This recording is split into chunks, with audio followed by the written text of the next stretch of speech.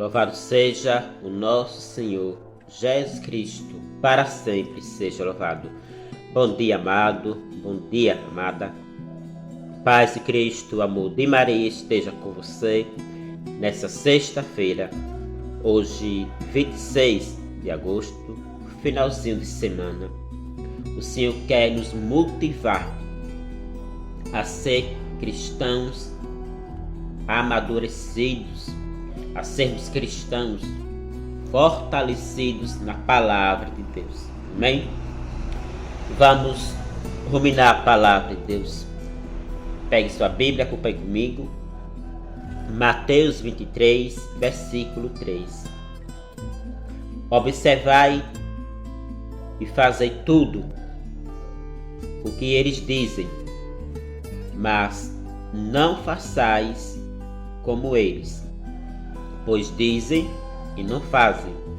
Palavra da salvação. Glória a vós, Senhor. Dizem e não fazem. Amado e amada irmã em Cristo, hoje o Senhor vem nos trazer uma palavra de discernimento para que eu e você, como batizados, como católicos, como cristãos, tenhamos sabedoria diante daquilo que vamos se deparar constantemente, que é as falhas das pessoas,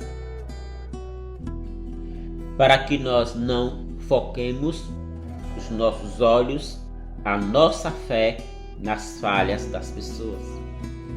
Porque uma vez que se decidimos a caminhar nos caminhos de Cristo, nós sempre vamos se deparar com pessoas que vão dar contra-testemunho. É aí onde eu e você temos que ter a sabedoria do alto para não focar, preste atenção, para não focar as falhas do irmão, as falhas da irmã. Ouça novamente o que diz o texto bíblico em Mateus 23, verso 3. Observai e fazei tudo o que eles dizem, mas não façais como eles, pois dizem e não fazem.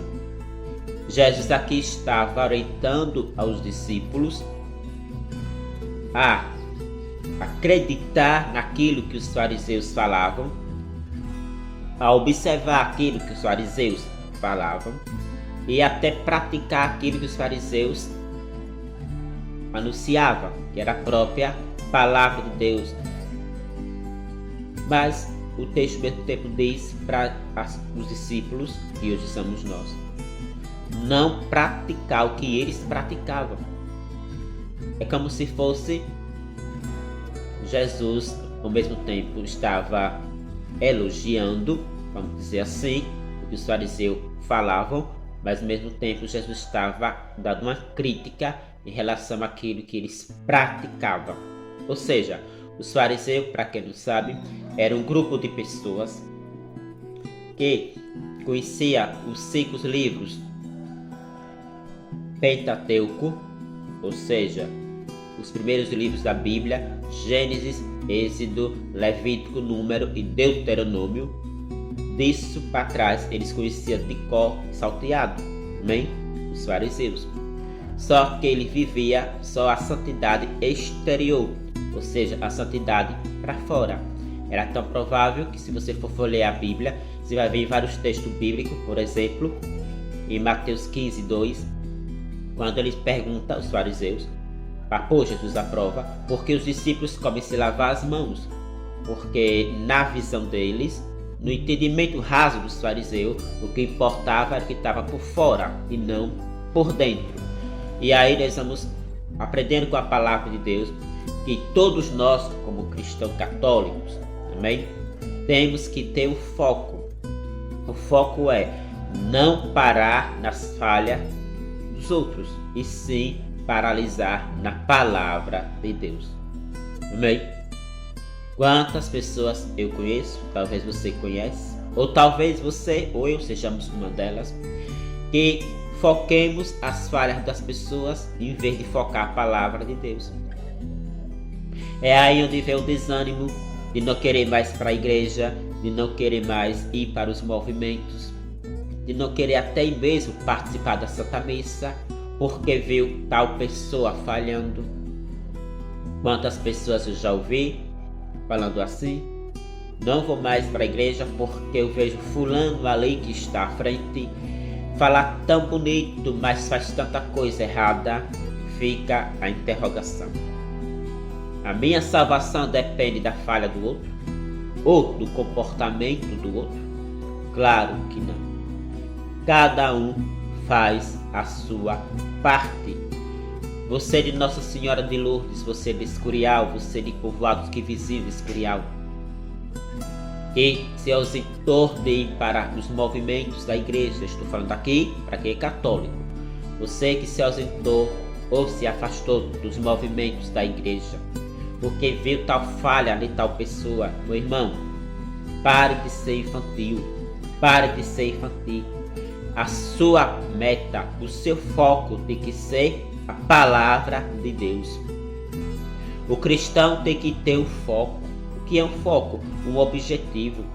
Se eu planto no meu coração uma meta, um objetivo, que é olhar para frente, olhar para Cristo e não ficar olhando para os lados, para as fraquezas das pessoas.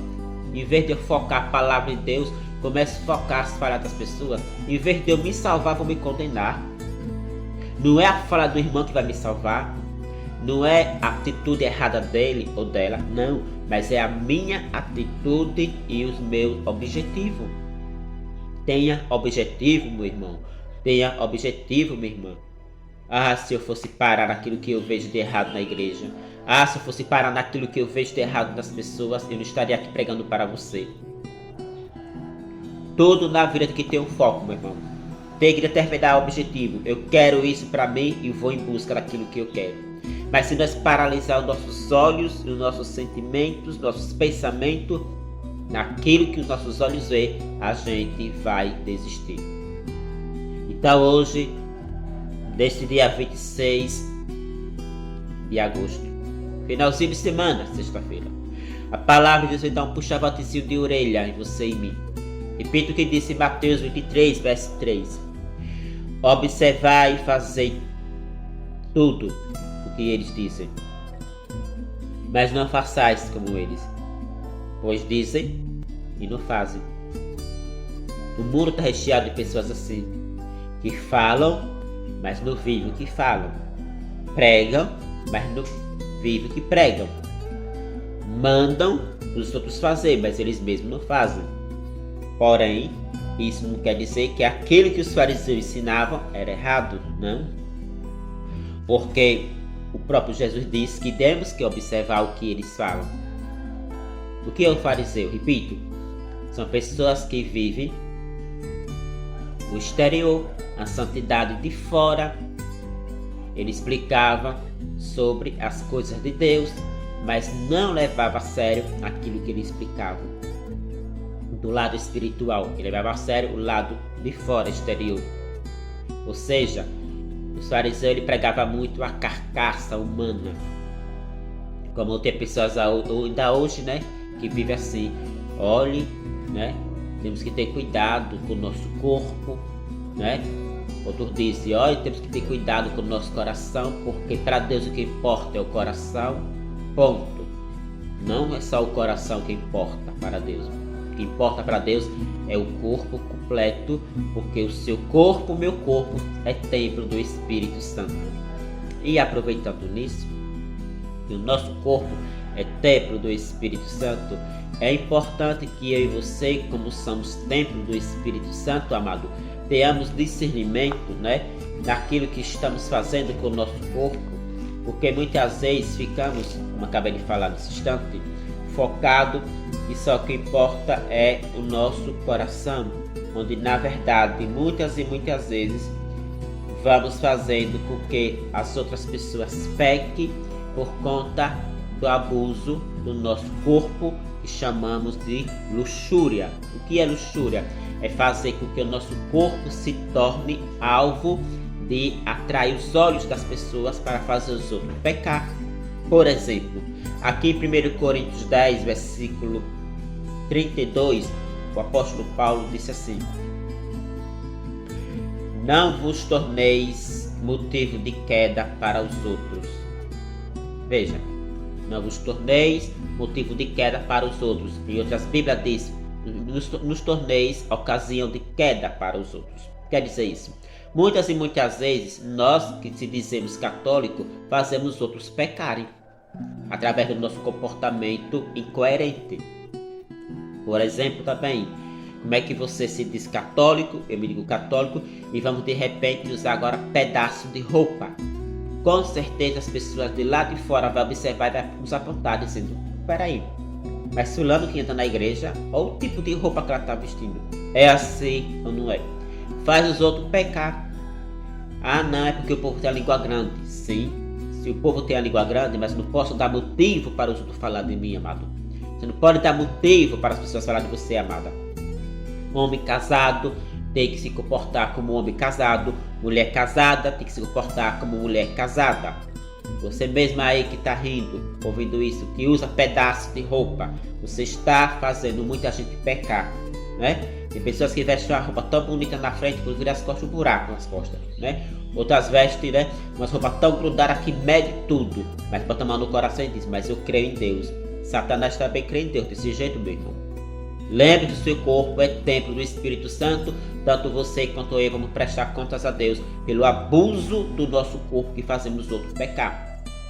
Lembre, para ser imoral, não basta falar palavras feias, nem gesto, mas também o nosso corpo passa a imoralidade para os outros interpretar quando usamos certos tipos de roupa. Tem coisas que não combinam mais com você, minha irmã. Tem coisas que não combinam mais com você, meu irmão. Deu para entender o que disse aqui, Coríntios 10, 32, não seja motivo de queda para os outros, né? E aqui entra vários fatores que quisesse colocar, mas vamos retornar a palavra que acabei de ler aqui em Mateus 23, versículo 3. Observai e fazei tudo o que eles dizem, mas não façais como eles, pois dizem e não fazem. Aqui é Jesus desmascarando as práticas dos fariseus, de pessoas que falavam algo, mas eles mesmos não viviam aquele algo que eles falavam. Eles viviam aquilo só que convinha a eles. Amado e amada irmã em Cristo, vamos refletir a nossa vida. Vamos ter foco. O que é que você quer para a sua vida, meu irmão e minha irmã?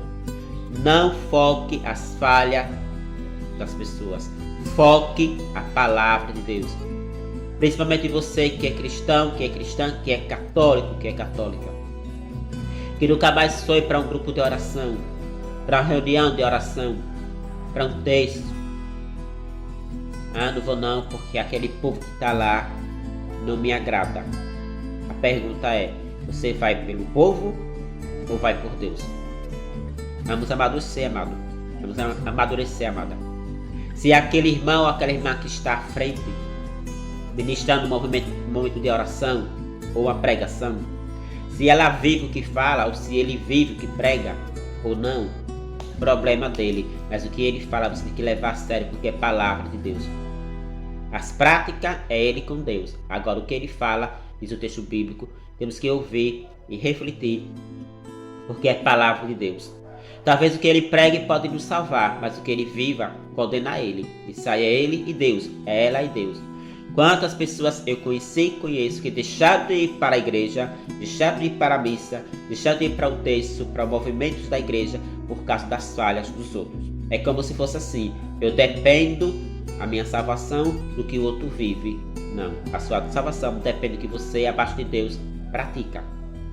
O que você tem praticado vai contar para a sua salvação. Claro, que vai nos salvar não é somente as nossas práticas, é a misericórdia de Deus. Mas as nossas práticas contam também. Que essa palavra tocar no seu coração. Que eu e você tenhamos sabedoria, discernimento, a ter foco. O cristão tem que ter foco. O que é foco? Objetivo. Por que eu ando na igreja?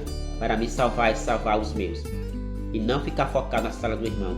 Desde que a sala do irmão, Deus observa para dar o que cada um merece, conforme as suas atitudes. Amém?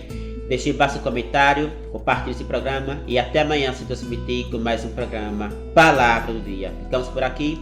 Em nome do Pai, do Filho e do Espírito Santo. Amém. Louvado seja o nosso Senhor Jesus Cristo. Para sempre seja louvado. Teu amado, tua amada.